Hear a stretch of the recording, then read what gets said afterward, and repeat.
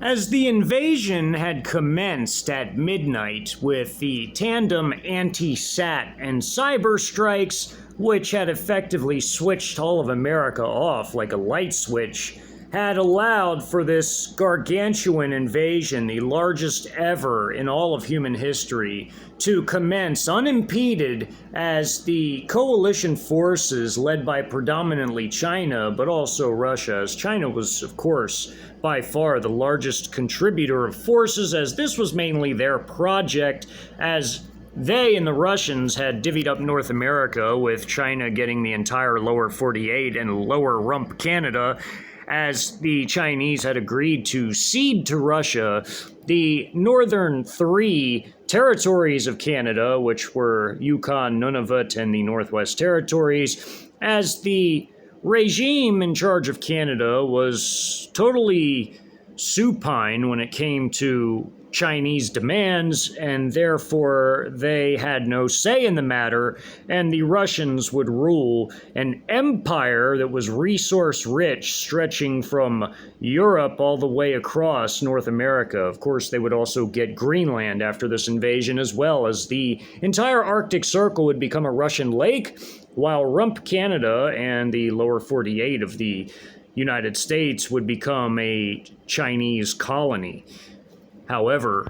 it would not be a peaceful colony, as many years of a counterinsurgency war would be waged. It would be a war of subjugation and annihilation on the Chinese end of matters, and on the American end of matters, it would be a war of liberation and attempted freedom from this very dark oppression that would be foisted upon them after the outcome of this 4-day invasion, as this invasion was a lightning strike to the jugular. It was something that America was absolutely not at all ready for or prepared for, as the invasion forces came on exceedingly strong with extremely heavy forces, but also very adept and very capable light forces, as well as all of the different forces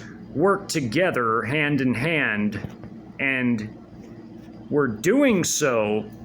in a flawless manner, as they were guided every step of the way by their real-time AI battlefield data processing network, which made all of these forces exceedingly powerful, as they were highly flexible and could respond to any and all developments on the modern fluid battlefield with extreme ease, as it took them very little effort, with their superior ISR capabilities linked into this network, as well as also their feedback loop, which included their combat data links, within which the artificial intelligence was able to display all changes that were observed through the massive surveillance grid, as the Sino-Russian coalition forces had indeed established a gargantuan surveillance grid that allowed them to see almost every single solitary development throughout the entire battle space, as everything from satellites, as China also had the most military satellites, which had been followed by the USA until all of its satellites were removed by the anti-sat strikes, and Russia having the third, but now Russia had the second most military satellites, and the combination of the Chinese and Russian satellites working in tandem allowed for them to have a complete and total overlay of the entire battlefield, as they could see between the satellite feed, the high altitude drone, and even aircraft in some cases feed, all combined down to the lowest level quadcopter assets, as these quadcopters in each and every battle zone that was contested were able to provide a complete and total by the second update of all the changes as they were unfolding on the battlefield itself. as everything from the military installations to the urban centers, which included the highway networks as urban centers, were major nodes that needed to be taken and occupied and controlled at all costs in order to control this urban terrain, in order for the gargantuan, elongated convoys of combat and logistical forces to move through these areas with ease. That was the reason why San Antonio had to be taken in a far more rapid order than any other location, as it was the first of all of the major nodes that were along Interstate 35, as Interstate 35 was perhaps the single most important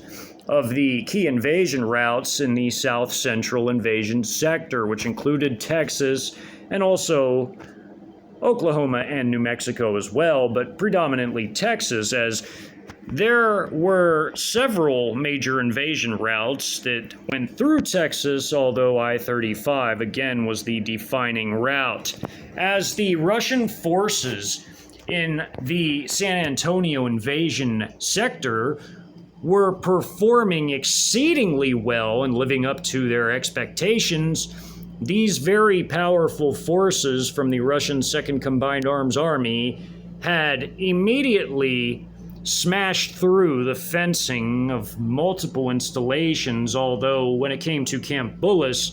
there were forces that had to conduct flank clearance operations en route, as the Spetsnaz forces were actually the first forces to arrive in Camp Bullis and initiate the ground combat, although they were also doing so with enormous artillery support, as the artillery and air power came in,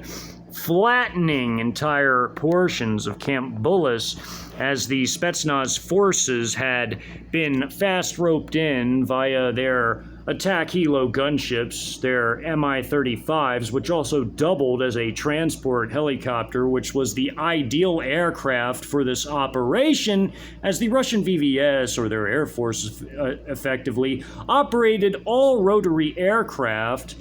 apart from some that were operated by the Russian Navy and very few operated by other forces. However, the VVS was the predominant rotary aircraft operating force, and the VVS detachment of 32 Mi-35s were effectively operating in this area, as these Mi-35Ms were dropping off the Russian Spetsnaz forces while also providing them very heavy fire support from the air, as these aircraft simply would hover overhead and fire at enemy forces as they provided cover to their ground troops. As the Russian Spetsnaz forces were very well-armed forces and even operated FPV drones, and the FPV drone operators were very adept at this, as they had had ample experience operating these weapons during the Great Eastern European proxy conflict.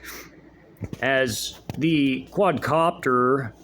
assets of these Spetsnaz forces operated like all the other quadcopter assets of every other fighting force, and would provide the precise coordinates of American forces for artillery and airstrikes, as well as also for the artificial intelligence guiding the loitering munitions on their AI target-seeking mode, which were directly linked into the ISR constellation of the quadcopter assets, as well as also the higher altitude assets, such as the high-altitude drones and even satellites, which all overlap to provide a total overlay of the entire battle space for all the forces on the ground. As these very powerful forces were busy overtaking the installations, which even included combat engineer forces from the 39th Engineering Regiment, as these combat engineers, again, had enormous ample experience from the Great Eastern European proxy conflict, and again, as always mentioned, these were like elite assault infantry forces, ostensibly, with all the experience they had had assaulting some of the most heavily fortified areas ever seen, at least in recent times. As we go to the map of San Antonio, as the Russian forces, especially their artillery forces, even their thermobaric artillery battalion of TOS-1As within the 2nd NBCR Protection Regiment, and also their tactical ballistic missile forces, were primarily preoccupied with both Lackland and Camp Bullis, as Lackland hosted F-16s. Although it was a training installation, these aircraft were combat capable and thus needed to be destroyed, as well as it also being the headquarters of the 16th Air Force, and also there was a cyber unit, the 67th, operating in Lackland that also needed to be wiped out. As the Spetsnaz participated in the Lackland and Camp Bullis fighting, they would later also partake in the long-range reconnaissance and patrol activities that would be conducted in Government Canyon to hunt down an enormous number of armed civilians that had wisely fled there, and some would even survive this as they knew intimately the local cave networks and would utilize this to their best advantage in hiding from these forces. As the ISR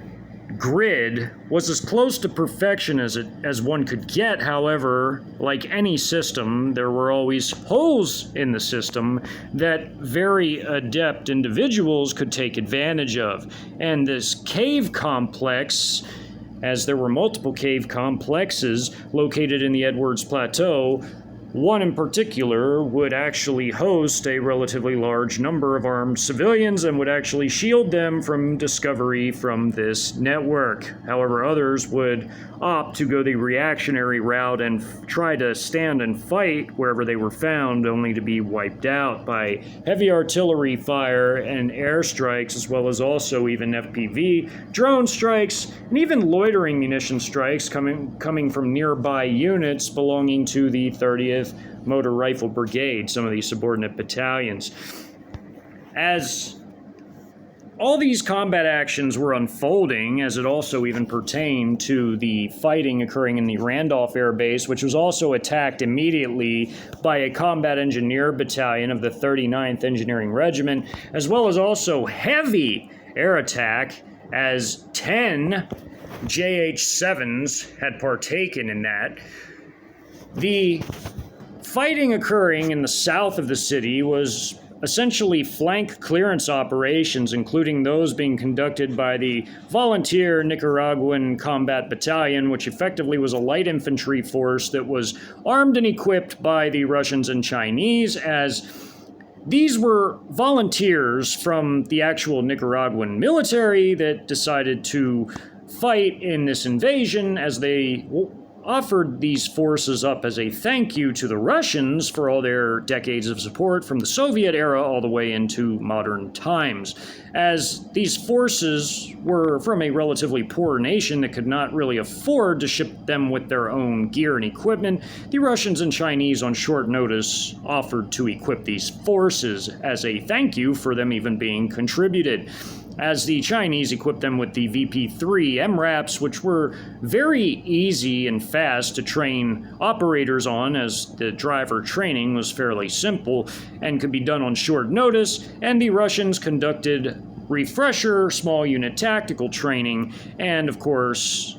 ensuring that the Nicaraguans were capable with the radio sets, as the radio would be a lifeline for these forces, as the ISR superiority of the Sino-Russian forces would play into the ability for the Russians to inform the Nicaraguans via radio, which would be translated through the AI into Spanish, on where exactly enemy forces were and how to go about moving against them, attacking them. And this would play a key role in the successes of these volunteer forces. However, per capita, they would have the most casualties of any of the coalition forces on the map. Although they were only a small unit, a battalion, which was 1,000 strong, compared to all the other forces like the Venezuelans, the Serbians, and the Russians, they would again per capita have the highest casualty rate. However, they would still achieve their objectives as set out. And although they would suffer relatively high casualties for the size of their battalion, the remainder of their forces would then be rotated in as FOB security after the battle had been won, as they would conduct a rest and refit for their battalion, as again, the losses sustained were able to be sustained, but again, compared to the other forces per capita, they were relatively high, as they would conduct small mistakes during combat, such as having their headquarters forces move too close to the combat when it wasn't necessary to do so, as well as also having squads move too far ahead of the main body of their forces, causing these squads to become surrounded on all sides and easier to ambush, which would actually assist the Americans in acquiring some better weaponry, such as their first anti-armor weapons, like simple RPG-7s or Chinese Type 69s, as the Chinese and Russians both had equipped these forces with all their equipment and weaponry. As that notwithstanding, the nearby Venezuelan forces would be conducting flank clearance operations of their own in the south of San Antonio, the largest being a grouping of about 500 armed reactionary civilians in the south of the city that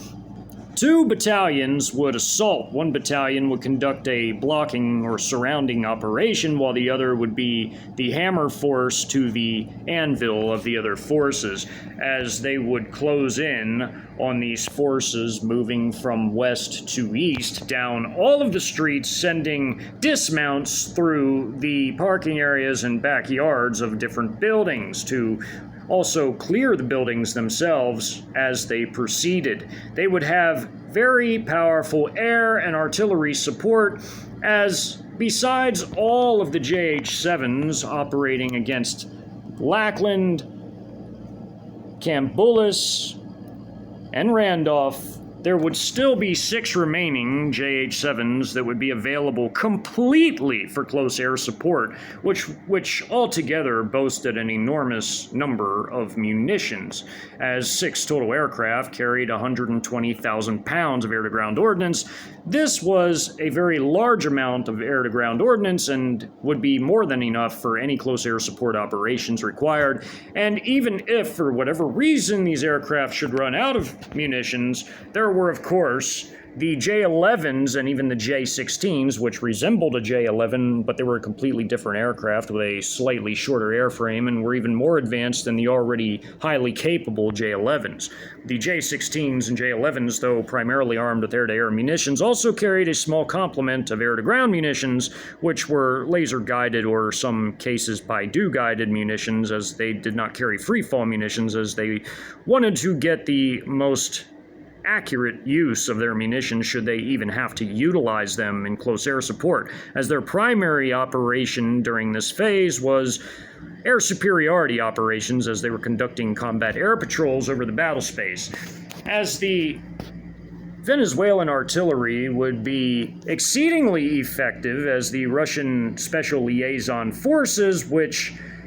effectively utilize the real-time AI battlefield data system to keep the Venezuelans and Serbians and Nicaraguans informed, would send down the AI's pre-prepared strike packages to the FDC forces of these artillery batteries, comprising the artillery battalion of the 13th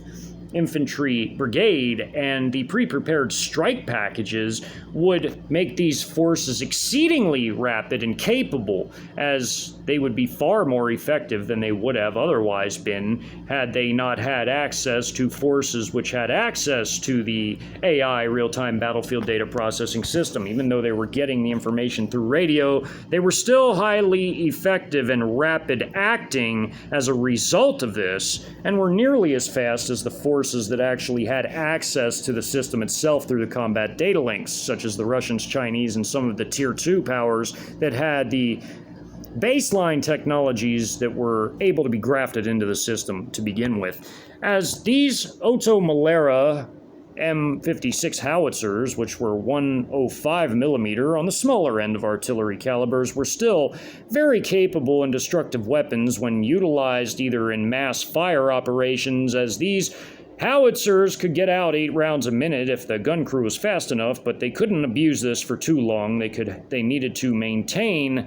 a certain amount of time between rapid usage in order to not warp the barrels and cause potentially deadly accidents with the howitzers, and a good gun crew would know when it was time to stop. Also, these could be very destructive when utilized as multiple batteries firing into a small area, or of course again mass fire missions where it was fire at will and pump as many shells downrange on target as possible, as these shells, when fired in mass, were more than capable of flattening areas and neighborhoods, or entire neighborhoods, depending on where and how many were utilized on a given target area. Once again, as the different mechanized infantry battalions also had effectively assault gun-like support from their AMX-13/90s, as the 90 stood for the 90mm main gun, which was an upgun version from the original 75, which made this much more of a capable weapon. These light tanks /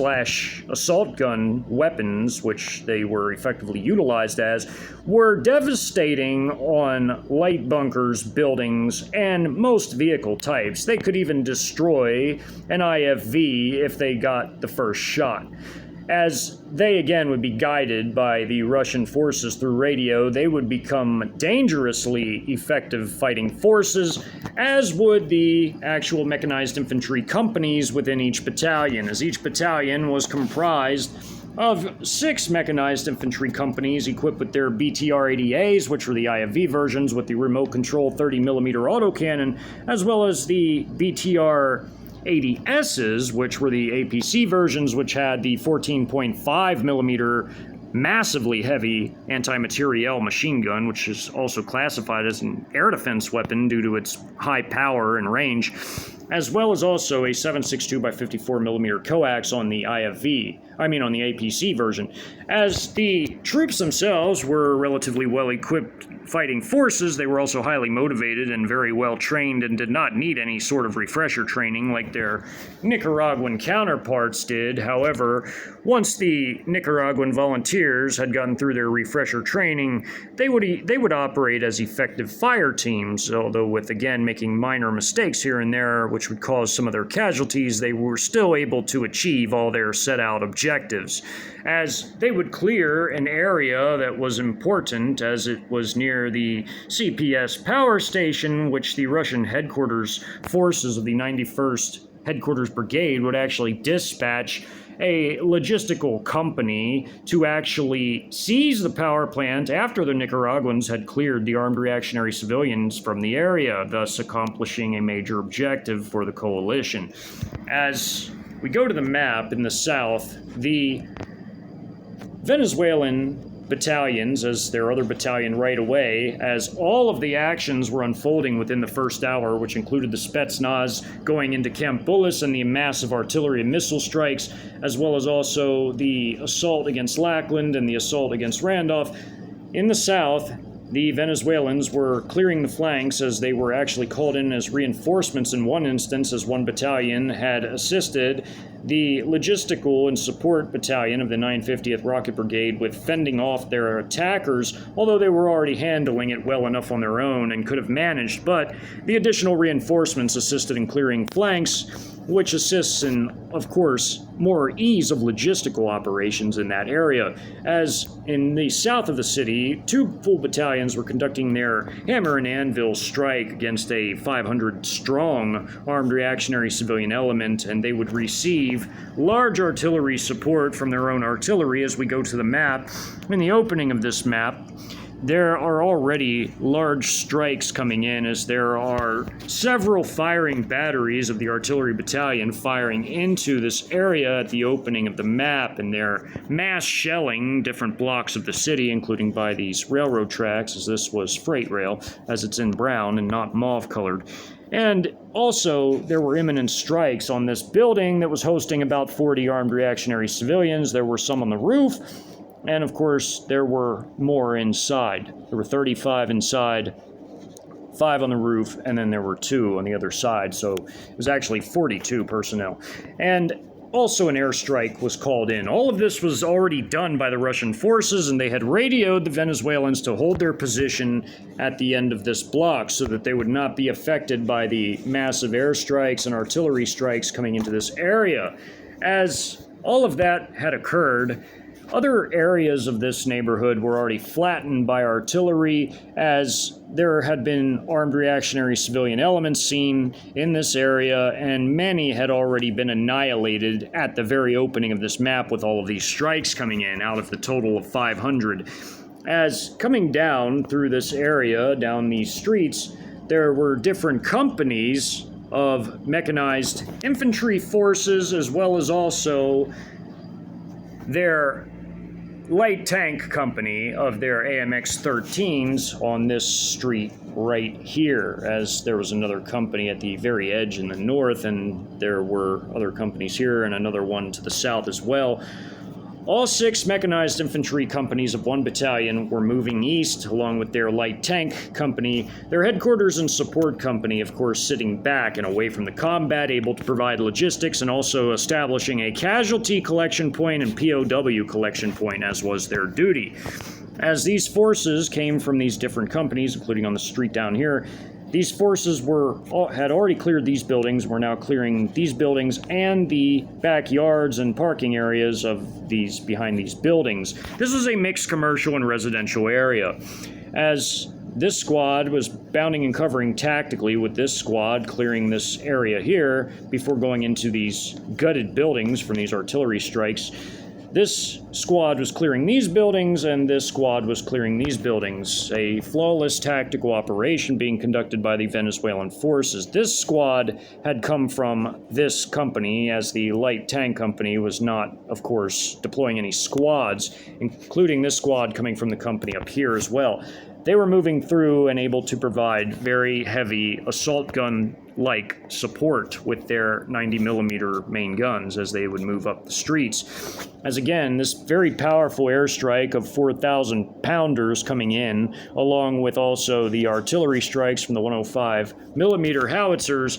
simply annihilated this entire block and all of these buildings, as this was a factory type area along the tracks here. This was a semi-industrialized area, as again it was a mixed residential and commercial area with some small scale industrial sites.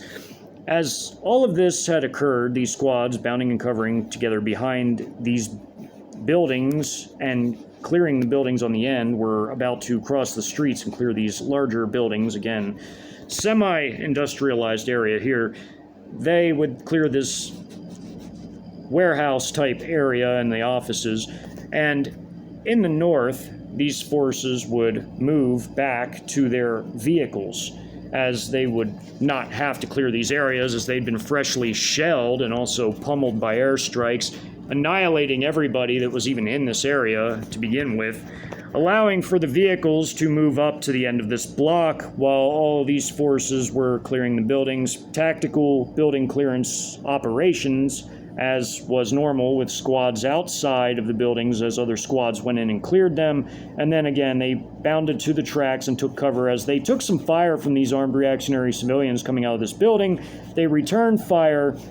and wiped them out before this squad, of course, proceeded to clear this building, and then this squad would join them, as the vehicles had also pulled up to the end of this block, as per also these types of procedures, which also included building clearance, as either vehicles or troops or both could wait outside of the buildings as squads would go in to clear them. As this squad and this squad had bounded to the tracks and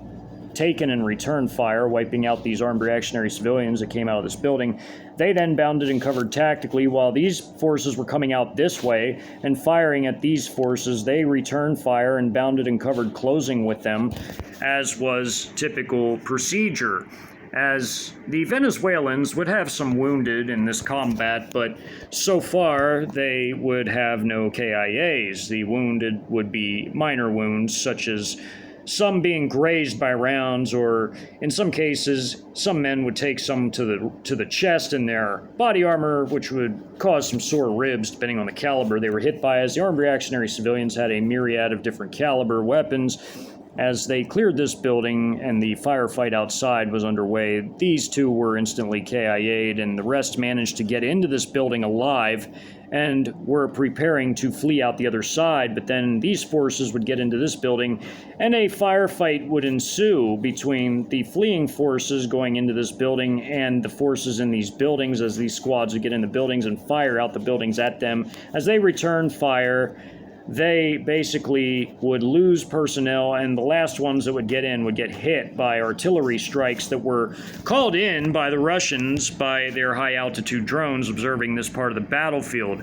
As again, the Russians would automatically call in some of the strikes for the Venezuelan forces and would inform them by radio to hold their positions as the artillery strikes came in. And as these forces were observed, more artillery strikes came in and wiped all of these forces out that were coming out of these buildings and trying to flee the area, as these Venezuelan vehicles were coming up the streets as these very powerful BTR-80As and BTR-80Ss were firing, laying down heavy fire down the streets. As this image here, this illustration or animation, effectively, of the combat, had depicted what had occurred to one building as this lead vehicle, scanning its sector of fire 180 degrees, was taking fire from a window as it pulled up into this area and fired its 30mm autocannon into this building, blasting its way through multiple walls, as well as also 14.5mm fire simply shredding through all these walls, going through one wall into the next, into the next. Very powerful heavy machine gun, as well as also coax fire in some cases. These were very powerful vehicles that carried these troops into battle, and the troops that were carried into battle had very capable weaponry of their own that they could deploy, whether it was their anti-armor capabilities with the widely mass-produced RPG-7s, which the Chinese Type 69 was so widely mass-produced the numbers were unquantifiable, but the RPG-7 was likewise enormously produced because it was a simple and very effective weapon. These weapons were used en masse as they had an anti-armor rocket as well as an anti-personnel rocket, which was highly effective against clusters of infantry forces that were close together, as the general-purpose machine gunners carried their M60s, and of course the AK-103 was the standard rifle of the Venezuelan forces. As all of these weapons were very capable infantry weapons, they produced deadly results on the battlefield, as these forces also moved down the street after all of this artillery fire. As these forces cleared these buildings and these forces coming around at the very opening, as again, multiple occurrences are happening at the very opening of this map, showing them in any logical order is very difficult, as in real life, multiple occurrences happening all at the same time, of course, would be difficult to put in any order. But as these forces came around, they instantly exchanged fire with these Venezuelan squads, who rapidly annihilated them as this arrow is completely encapsulated in brown as they came around the corner. Of course, the Russians had informed them through radio where all these forces were throughout this area, as their high-altitude drones and satellite feeds constantly kept them informed, as even if their quadcopter assets weren't operating in this area, they had the high-altitude and satellite assets to provide other means of visuals as they could zoom in on various areas of the battlefield. As these forces now held their position for the airstrike and artillery strikes, they took some fire from the buildings, but the total absolute destruction of these forces, as well as these forces here before they cleared the buildings, led to also fire coming from the light tanks into the building as the airstrike was coming in at the same time, as well as the artillery strikes coming in to completely annihilate this building. There was also fire going into this building from this light tank right here, as the coax machine gun on this tank cut these forces down as they came around. As these forces were clearing the buildings and the areas behind these buildings, they went in and cleared this building before these forces had likewise begun to move up. This squad that had gone through and cleared these buildings would assault the remains of this building, as it had taken some fire from the light tanks, which also wiped out some personnel firing out of the windows near the corner. They would clear these buildings together, these two squads, as they both went in and cleared this building. One squad broke off to clear this building and another across the tracks to clear this building. They coordinated with this squad, who, as per SOP, stayed outside and fired on these forces from the time they were at the tracks as they bounded across, while this squad came out and attacked from this side. And as these forces at the opening were trying to cross this street, they took enormous fire when these vehicles began to move down the street, and they tried to return fire, but the fire from the light tanks was simply devastating with their fragmentation as well as HE shells. They simply blasted these forces to oblivion, as they were also accompanied on either side by two of these mechanized infantry squads that came from this company in the far north and this company to the south of the light tanks, as again, they couldn't deploy any infantry because they were light tank forces, as they had turret gunners as well on general purpose machine guns like the M60s that they had effectively bolted to the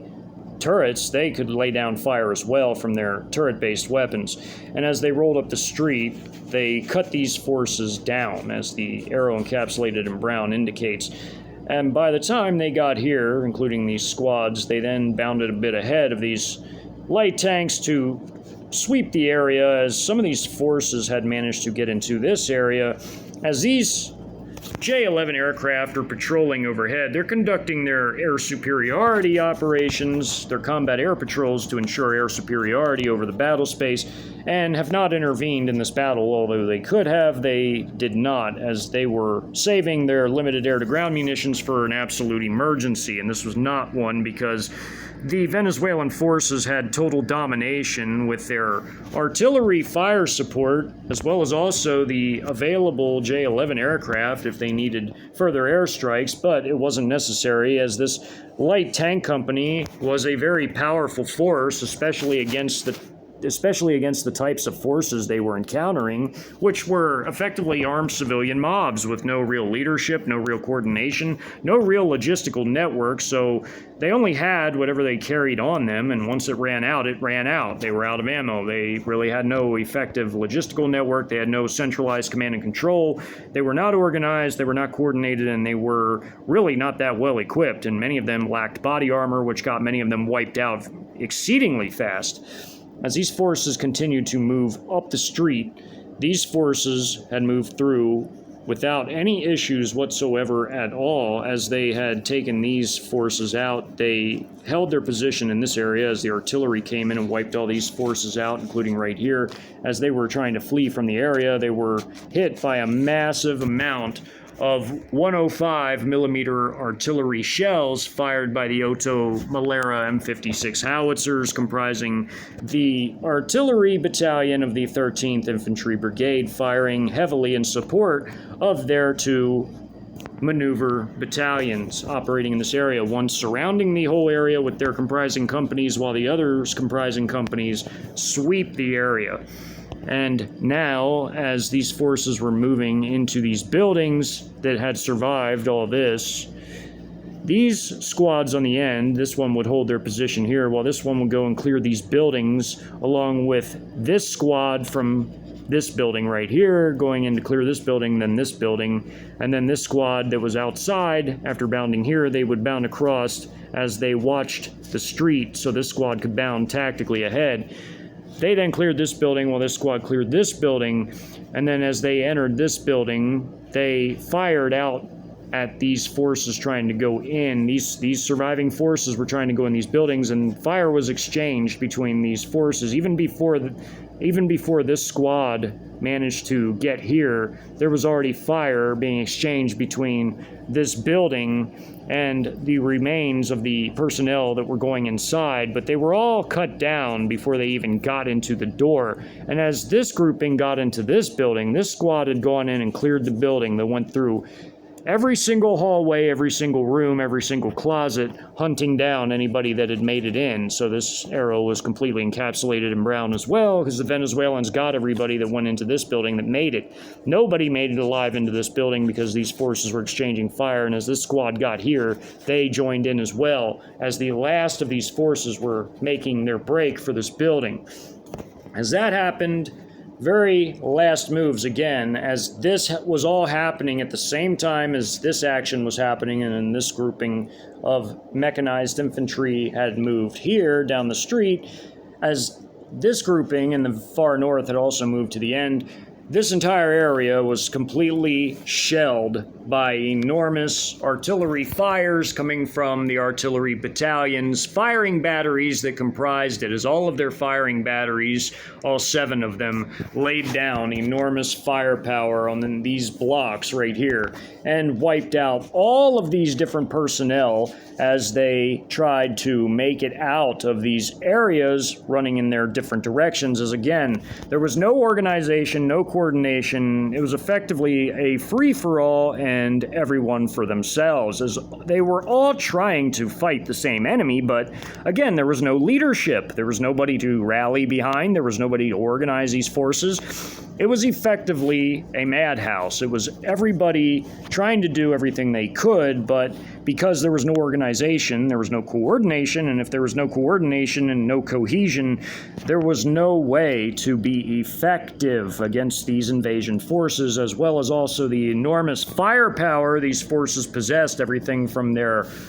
light tanks to their IFVs and APCs, which were very powerful, as well as also their artillery backing them up, and the air power, as they could call upon airstrikes whenever and wherever necessary or needed. Airstrike came in here because this was a fairly large grouping of forces in one area. And of course, there were more forces in this area before this map even opened up, and they were all wiped out by the mass shelling that occurred right here at the opening of the map. Now, all of these forces were being shelled relentlessly, as the Otomaleras poured down enormous volumes of firepower on all of these forces. As flank clearance operations were occurring at the opening every bit as much as the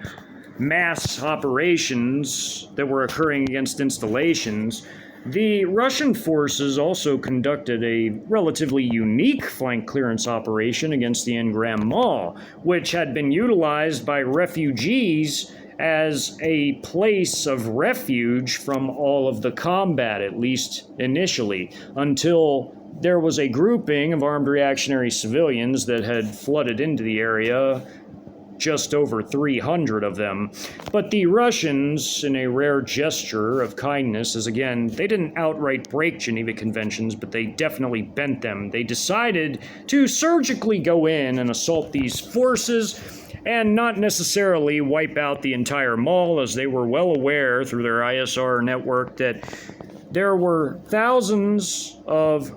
non-combatant refugees trying to hide in this building, as it was a concrete reinforced structure, which seemed to many civilians as a relatively safe place to hide, although this wouldn't have mattered if artillery and or missile strikes would have come in directly. But it was decided by the Russian command that they would go in surgically and would allow the refugees an opportunity to live, as they would simply go in after the armed reactionary civilian elements without targeting outright civilians, as again, they didn't want to outright break Geneva Conventions, but again, they bent them frequently, and oftentimes this was not the case where this type of mercy was shown. Most of the time, if there were non-combatants in an area where there was combat occurring, they were effectively doomed, and they would be wiped out by the enormous firepower that would be levied upon them by the invasion forces. As already in this image, there had been vehicles destroyed as armed reactionary civilians were trying to lay down fire from behind them, like so.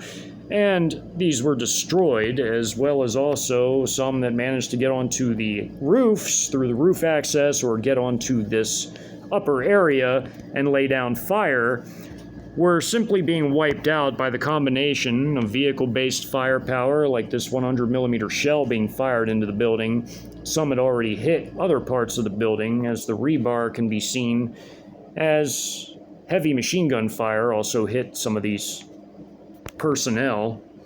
And, of course, there were artillery missions not hitting the mall, but off in the near distance behind the mall, which were hitting armed reactionary civilians in other areas of the parking lot on the other side of the structure. And this Kronstadt Orion combat drone was coming in and dropping 125-pounders, as it was able to carry 4 of these at a time. This was a relatively smaller attack drone, but it was effective, as the loitering munitions, of course, also played a massive role in the quadcopter assets, monitoring everything and feeding all of the data back into the real-time AI battlefield data processing system,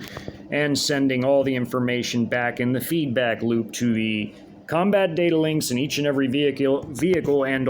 on each and every squad level NCO and above, as they had PDA versions of the combat data links and could see every development as it was occurring on the modern fluid battlefield. As the combat was very savage in this area, this was an area that the armed reactionary civilians thought they could utilize as a fortified compound of sorts, but it would not work, and the area would be completely stormed by the Russian mechanized infantry forces tasked with the assault on this structure. As the flank clearance operations, again, were all occurring at the same time as were the operations to capture the major installations. The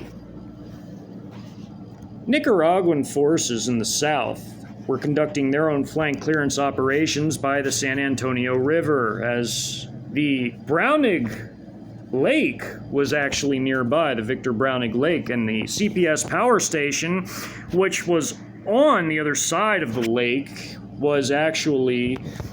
a major objective for the coalition, and the Russians again would send in a logistical company from the 91st Headquarters Brigade, one of their logistical battalions, to occupy the power station, as the Nicaraguans actually played a major role in clearing the area of all resistance as their forces moved through a wealthy upscale neighborhood.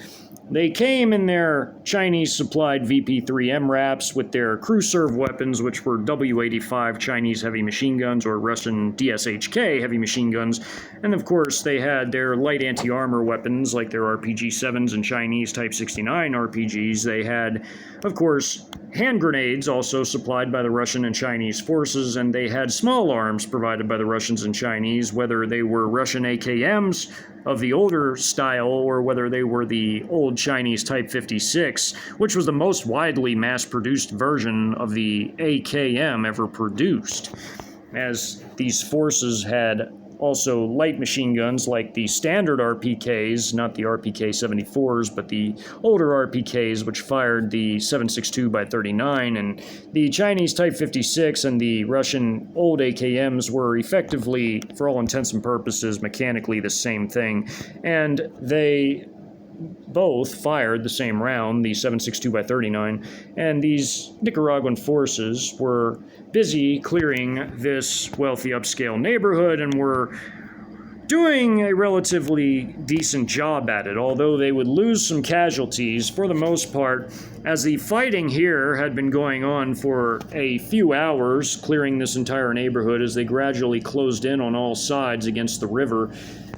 The Venezuelan forces took approximately the same amount of time to clear this large pocket of armed reactionary civilians, this 500 personnel pocket. They took about 2 hours to do this, as they had to methodically go through not just the parking areas and backyards of all these city blocks, but they had to clear all the buildings meticulously. Of course, all the artillery pounding that came in took time as well, and of course, all the movements through these different blocks and waiting on the forces to conduct their tactical firefights as they bounded and covered and closed on the enemies and laid down heavy fire. While they did so, they also waited for their vehicles to move up the block, and the dismounts and vehicles mutually supporting one another, including even the light tank company being mutually supported by the mechanized infantry dismounts of other companies. They gradually moved up the streets in this 1.5 mile by 1 mile area, whereas in this area, this was a 500 meter by 1 kilometer area, and this was about the time where they were finishing up their operations against this pocket of 350 armed reactionary civilians, as they went through all the houses, clearing them meticulously, and of course they went up the streets as they had their weapons staggered, as they were taught to do so by the Russian and Chinese refresher trainers. They were conducting their building clearance operations with a high degree of proficiency.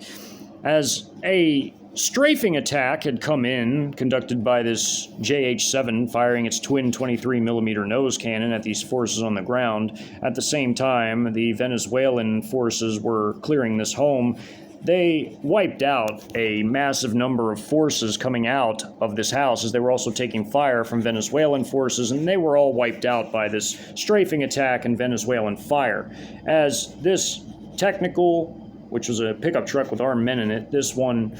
and of course this one right here, were all annihilated by the heavy machine gun fire from the turret-based weapons, as angle and traverse of weapons was also very important in order to avoid friendly fire casualties. The Nicaraguans caught on relatively well to their refresher training and, again, conducted their operations relatively well. Again, they made small mistakes here and there, which got some of their squads wiped out, but they still achieved their objectives, and as these American armed reactionary civilians tried to flee the area and they managed to cause some KIAs, the Nicaraguan forces simply cut them down where they stood as they came through and fired over the fencing and, of course, went around this shed and wiped these personnel out while they conducted a closing L tactically, where a half squad and this half squad were laying down fire and gradually bounding and covering as they moved forward. As they got to this point, they had started further back doing their closing L as they cut these two down, and then this making it possible for this squad to go through this area and wipe these forces out, as this squad was effectively clearing the area for this squad to move in and handle these forces. As again, they were closing into the area all at about the same time, clearing these buildings and the backyards. It was now becoming a relatively tight area for maneuvering, but they made it work, and these forces, this wedge formation leading this procession, had engaged these forces and they exchanged fire with them but cut them down. As the Nicaraguan forces were supplied simple body armor by the Chinese, they were provided with the plate carriers effectively as their body armor, which saved many of their lives, as some of them did take rounds to the chest, but for the most part, they were still relatively effective, and these forces went around and cleared these buildings and yards, and they wiped out all the armed reactionary civilians. As again, it was becoming very tight for maneuvers as these forces were moving up and down these different streets, as this was an element from one company, and this was an element from another company, and this was an element from yet another company. There were 3 different companies moving into this area of Nicaraguan forces, including up here. There was another platoon from one company moving into this area. There was a platoon, a lead platoon from another company that was moving up through this area and one moving through this area. And eventually what occurred is, as they cleared these areas, these buildings, and they wiped these personnel out, as they gradually moved into the area and exchanged fire with them, they wiped out these personnel, including on this side, as the wedge was a great formation for firing on 2 different sides at one time, and these forces flanking their vehicles fired, as well as having heavy machine gun support from the vehicles as their cruiser weapons would support the dismounts. They sprayed rounds through much of the building materials that comprise these buildings and were relatively easy to wipe out these personnel. Some would end up surrendering, like these right here, but these would get wiped out as these forces moved up, and they already destroyed the technical at the opening as they fired an RPG at the technical.